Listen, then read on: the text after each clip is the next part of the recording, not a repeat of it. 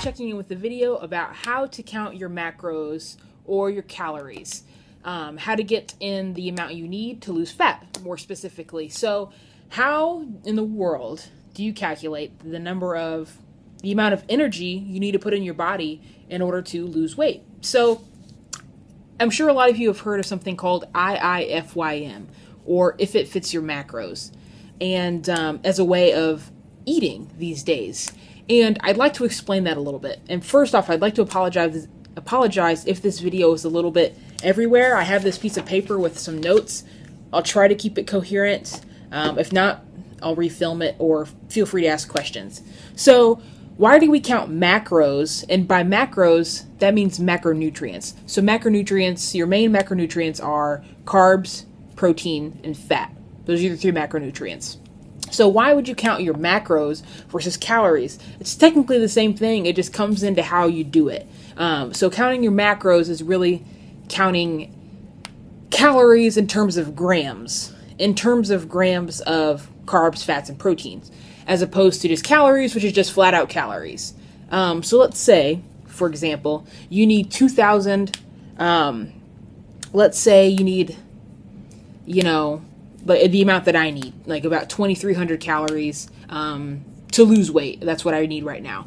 So you could count your macros and see exactly how many grams of protein, carbs, and fats you should eat in the day to make up 2,300 calories by the end of the day.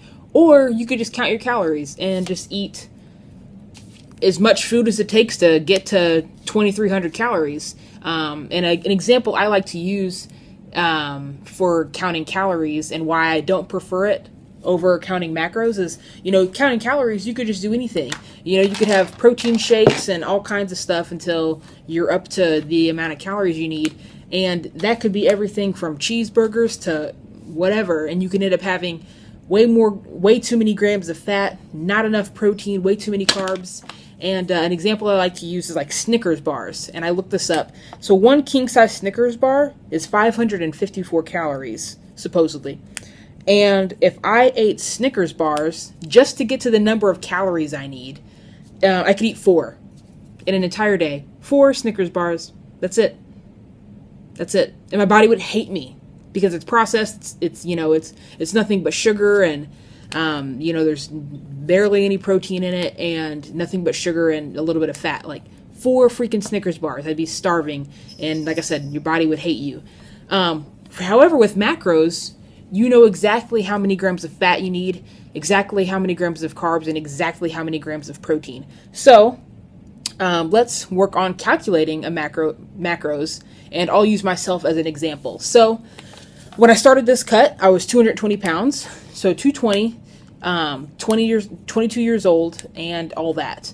So you can go to these websites, right? First, you need to find your caloric, like your maintenance level, the amount of calories you can eat and maintain your weight. So you can go to a lot of websites, and I'll link 1 or 2 down in the description box. These are not the most accurate thing in the world. The most accurate thing you could do, technically, would be to eat normally, perfectly normally, for like a week, from Sunday to Sunday. Eat, track every single thing, weigh yourself on the first Sunday, and then weigh yourself on the second Sunday. So let's say by the end of the week you've had X number of calories. If you've gained weight, you know that number of calories makes you in a surplus, so you need to bring it down. And vice versa. If you lost weight, then you know that you need to bring your calories up. The hope is that you're at the same weight, and then you can manipulate your calories from there. But for the sake of things, we can use calorie calculators. You just need to be honest about your activity levels. And if you're on T, be honest with that as well. So for me, my example, for me to maintain my weight, I needed 2,600 calories, 2,600 calories. So I like, as a beginner deficit to lose weight, I like 250 calories for a deficit. So 2,600 minus 250 puts you at 2,350. Now, the reason I like a 250 calorie deficit is because it has you losing weight just slowly enough. It's not too fast, it's not too slow. And that number comes from the idea that 1 pound of fat, in order to gain 1 pound of fat, you need to eat in excess of 3,500 calories a week, for example, or a day, I guess that'd be ridiculous. But let's say over a week's time, you would have to eat 3,500 calories in surplus to gain 1 pound a week. So that comes out to, if you were to split that up over 7 days, 3,500 calories, that would be 500 calories a day over in order to just gain 1 pound. So a lot of people, in order to lose weight, take 500 calories and subtract them. In order to slow things down, to make sure I'm not losing or burning any muscle, I split that in half and I just do 250 to start off. So I have found my magic number, 2,600, which is my maintenance, minus 250, which is, just enough to lose a little bit of weight, gives me 2,350. That's my deficit. So now, like I said, I could just eat 4 Snickers bars all day and get in those 2,350 calories, but that would be ridiculous. Or I can look at it from a macronutrient standpoint and make sure that I'm getting a healthy, well-balanced diet whilst still being in a deficit. So the first thing I like to do when I'm calculating this, and this is super easy, guys. I hope I can make this easy to follow along. First thing I like to do is work out my protein requirements. So when you're cutting, I think it's actually more important to have more protein when you're cutting as opposed to bulking. Just to maintain that muscle. You're putting your body through a deficit, and it should be burning fat, but you never know. So in order to ensure that you're not burning any muscle, I like to keep the protein up decently high. So I would say between 1 gram per pound of body weight and 1.2 grams per pound of body weight, the amount of protein you need. Since I was 220 pounds, 220 grams of protein. Boom. There we go. 220 grams of protein. Now, this is also important. Side note here. I'm sure you guys have seen it like on the back of nutrition labels. 1 gram of protein, whether it's a gram of protein from a Snickers bar, like a peanut from a Snickers bar, or it's a gram of protein from a steak, that is 4 calories. 1 gram of protein equals 4 calories. 1 gram of carbohydrates, whether it's a piece of spinach or it's a piece of Snickers bar, if it's 1 gram, 4 calories. Fat, on the other hand, 1 gram of fat, whether it's an avocado, something healthy, or lard, it's 9 calories. So 1 gram of protein is 4 calories. 1 gram of carbs is also 4 calories. 1 gram of fat is 9 calories. So 220 grams of protein is what I want, which is at 4 calories per gram. That's 880 calories of my 2,350 coming from protein alone, whether it's in shake form, in chicken form, in Snickers bar form. Hopefully not. It doesn't matter. I just need 880 calories or 220 grams of protein in my diet. So that leaves me with, if I subtract 880 from 2,350, that leaves me with 1,470 calories left. Now I like to add in my fat. So fats, I don't like to do any special percentages with these. I like to keep it anywhere from 55 on the low end for fat to 70 grams on the high end for fat. So remember, 1 gram of fat is 9 calories. So I chose 60 grams of fat as kind of a middle range. So 60 grams of fat times 9 calories per gram is 540 calories alone coming from fat. Like I said, whether it's from avocados or olive oil, doesn't matter. For fat from fat in a steak, it doesn't matter. 540 calories worth coming from fat. So now moving on to carbs, the last macronutrient, the last and final macronutrient in our equation here. I only have 930 calories left. So from that 930 calories, since 1 gram of carbs equals 4 calories, just take that 930, well, in my case, 930, and divide it by 4, which gives me 232 and a half, or whatever, round up, round down, of carbohydrates, 232.5 grams of carbs for the day. So the way I'll kind of do a review, the way I did that was 2,600 was my maintenance. Boom, right from there, subtract 250, maybe 500 if you want to lose weight faster. It's up to you. That leaves me with 2,350. So like I said, I could just eat those calories, or I could work out my macros to know exactly how many of those calories should come from healthy fats, healthy proteins, and healthy carbs. So I figured out my protein first. So that came out to 220 grams. And then from there, I figured out my fat, which I just stuck with a good 60 grams. Like I said, choose between 55 grams of fat and 70 grams of fat. Don't neglect your fat. Fat doesn't make you fat. Overeating makes you fat. You need fat for healthy hormone production. It's very, very important. And finally, I just take whatever's left, divide it by 4, and boom. That's your grams of carbohydrates that you need for the day.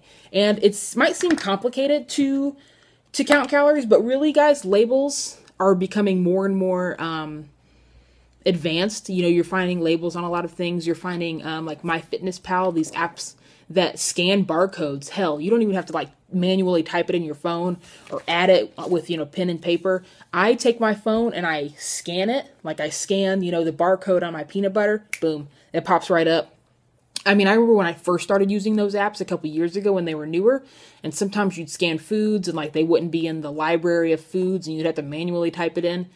Everything is basically in there now, especially for these bigger programs like MyFitnessPal, which I would highly, highly suggest. Especially if you have an Apple product. I'm not sure if they're on Android products, but even if they're not, there's a website, MyFitnessPal.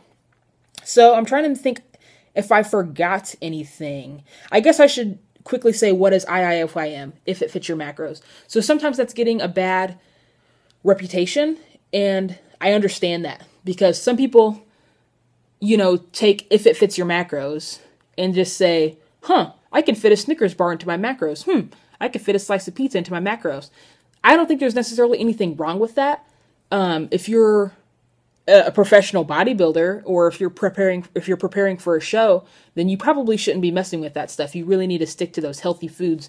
But if you're just an average Joe trying to lose a little bit of weight, trying to gain a little bit of weight, and you're, the average, person, especially, I guess the average American, and you have, these things at your disposal, like, Pop-Tarts or something like that, if you can fit it into your calorie requirements, more power to you. Now, I would not suggest that make up the majority of your macronutrient requirements. Absolutely not.